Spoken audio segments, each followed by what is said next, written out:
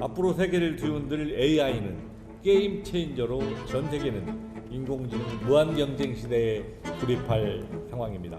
AI 경쟁에서 밀리면 기술 주권을 잃고 AI 속국으로 전락할 위험에 처해 있습니다. 대한민국을 AI 3대 강국이자 첨단 산업 선두국으로 이끌고 제2의 한강을 기적을 향한 정부는 지난 6월 20일 독자 AI 파운데이션 모델 프로젝트에 참여할 실력 있는 AI 정예팀 공모를 시작하였습니다. 발표 평가 결과 선정된 5개 팀은 네이버 클라우드, LG 경영개발원 AI 연구원입니다.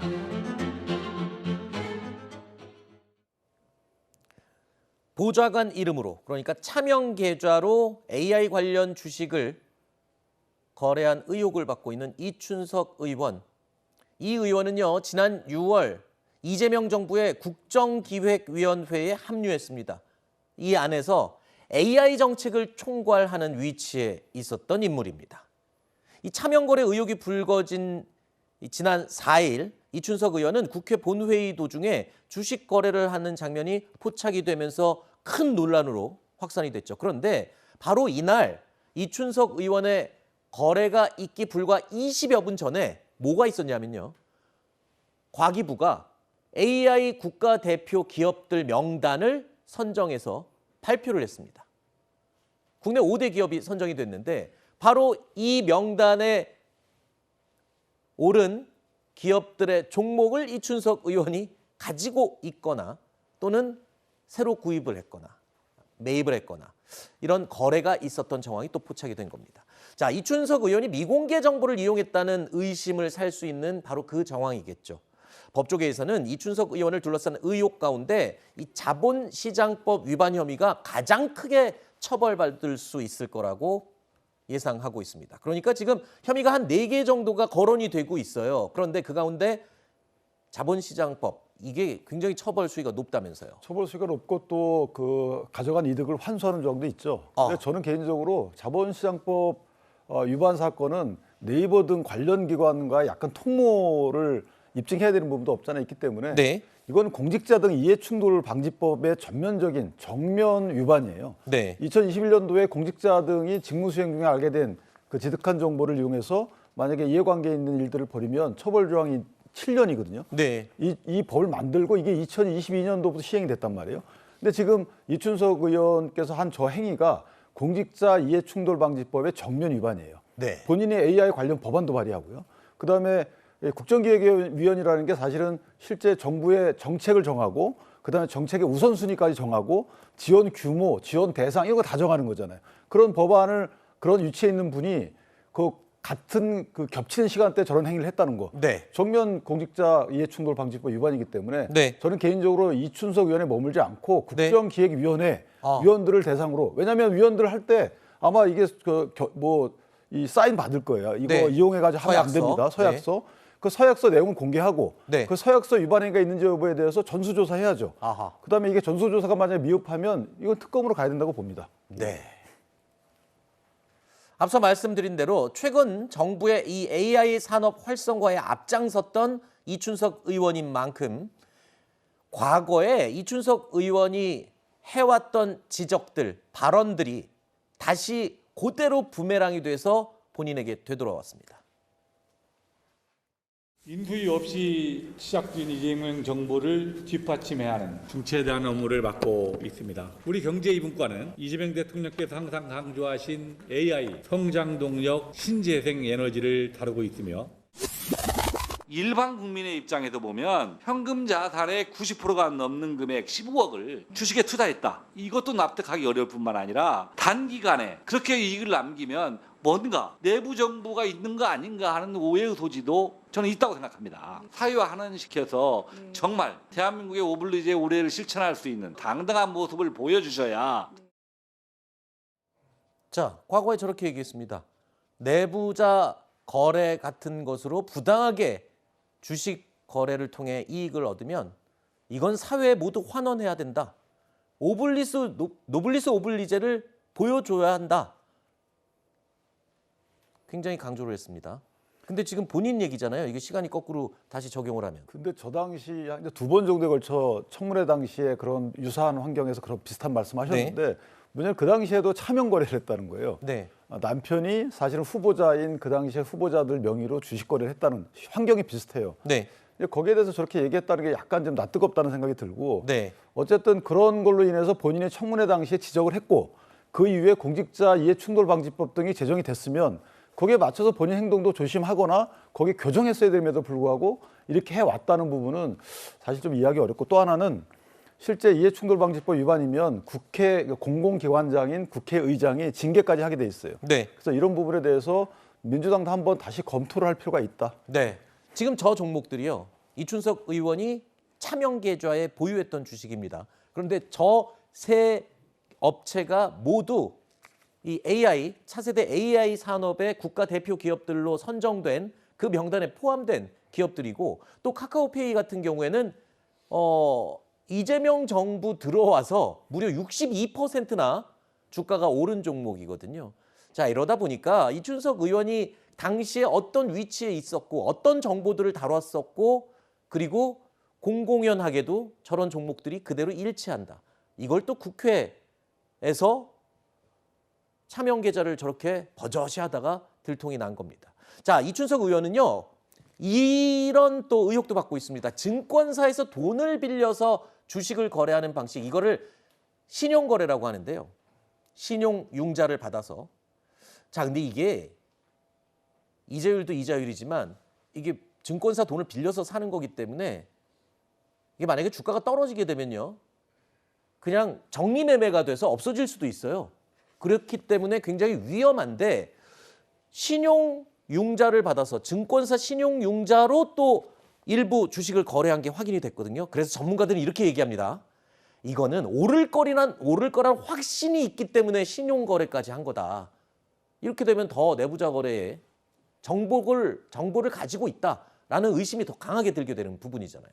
그렇게 볼 수밖에 없습니다. 네. 예, 지금 뭐 만약에 이제 차명 거래를 했을 경우에 여러 가지 이 같이 또 연루돼서 의심을 받을 수 있는 게 자금의 출처 이런 거였는데 그렇죠.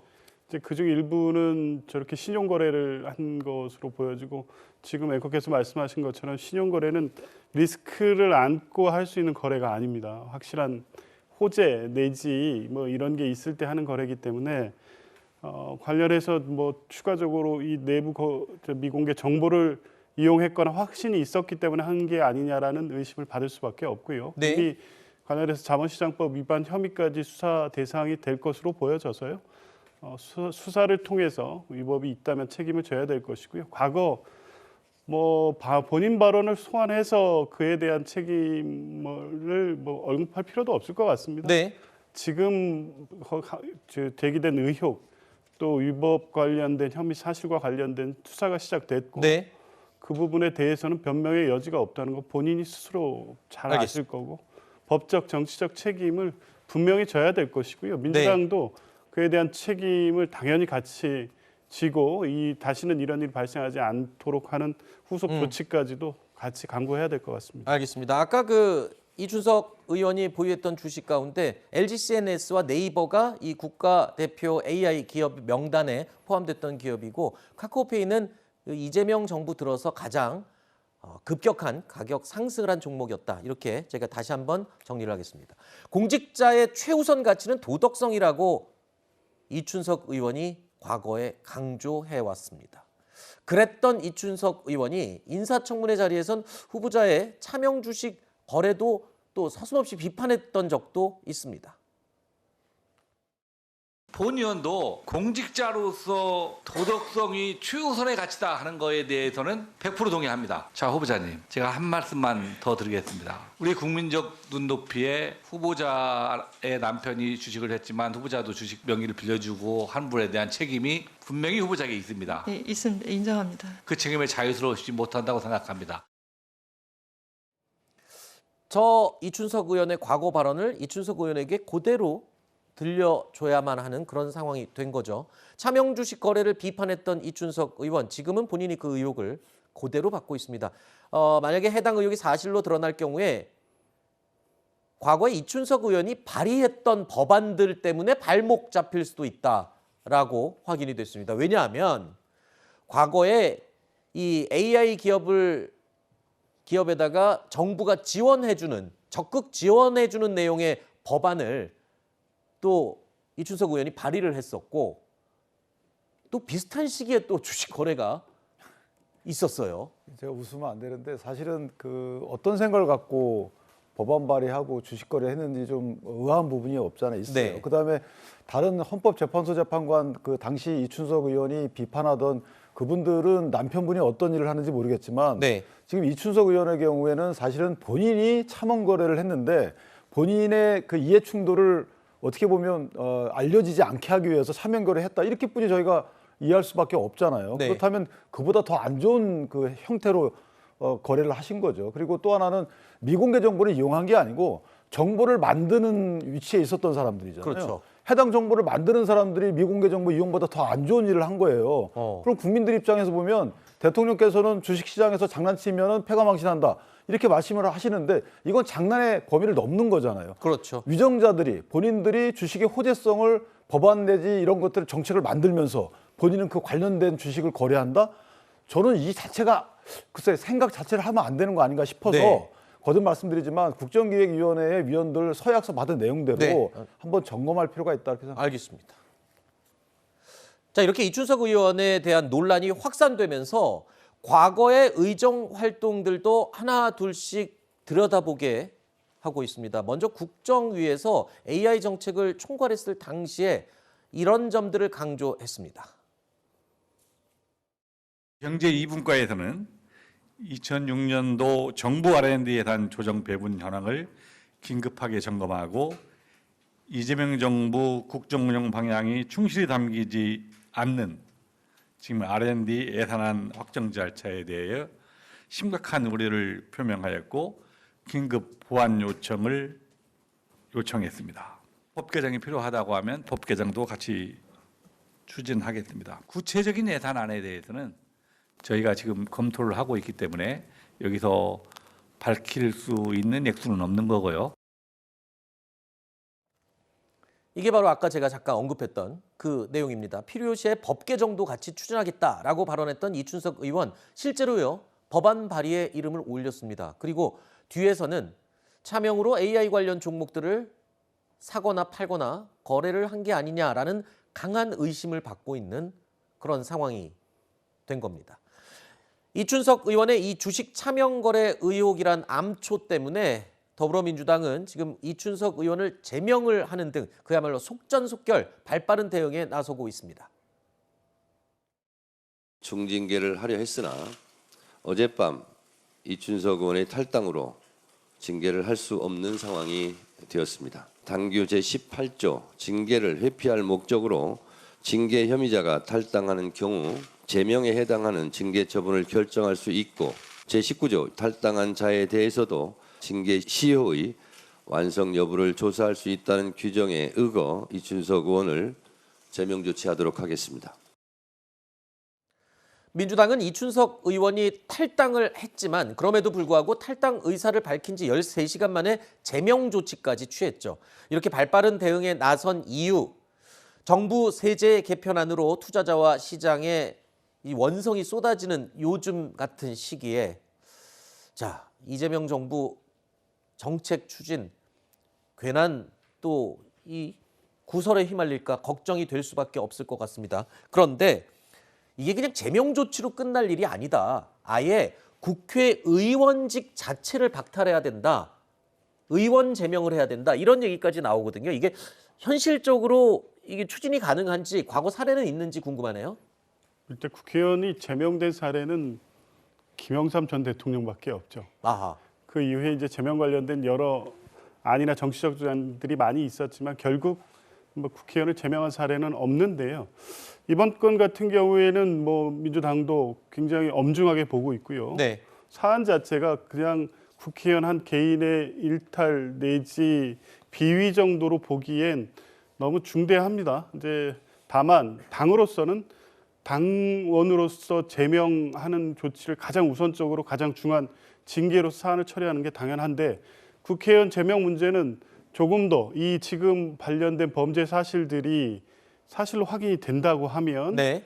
이제 그 경우에는 심각하게 검토가 될 수 있겠고요. 그런 네. 요구들은 당연히 나올 수밖에 없을 것 같습니다. 네. 그러면 과거 김영삼 전 대통령의 사례 이후에 첫 현역 의원의 제명 사례가 나올 수도 있는 거네요. 경찰 수사 결과나 뭐 이런 혐의들이 밝혀질 경우에는. 근데 또 중간에 사실 김남국 의원이 국회 회의 도중에 코인거래 한 것 때문에 네. 국회 징계 회부됐었는데 그 당시에 국회 윤리자문위원회에서 제명 권고를 했었어요. 네.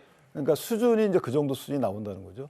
또 하나는 아까 제가 말씀드렸던 공무원의 그 이해충돌방지법에 보면 공공기관장인 국회의장께서 징계를 하도록 돼 있어요. 네. 그러니까 이걸 어떻게 국회의장이 풀어가는지를 봐야 되겠지만 어쨌든 이번 사안은 좀 이전 사안과 약간 다르지 않겠는가 이렇게 생각을 합니다. 알겠습니다. 국민의힘 입장에서는 대선 패배 그리고 당내 혁신 논의도 제대로 이루어지지 않고 요즘 악재가 반복되고 있죠. 그야말로 국민의힘 입장에서는 이번에 이춘석 의원 사례는 여당발 악재를 기회로 전국을 반전시킬 수 있는 기회가 아니냐 이렇게 보고 있는 것 같습니다.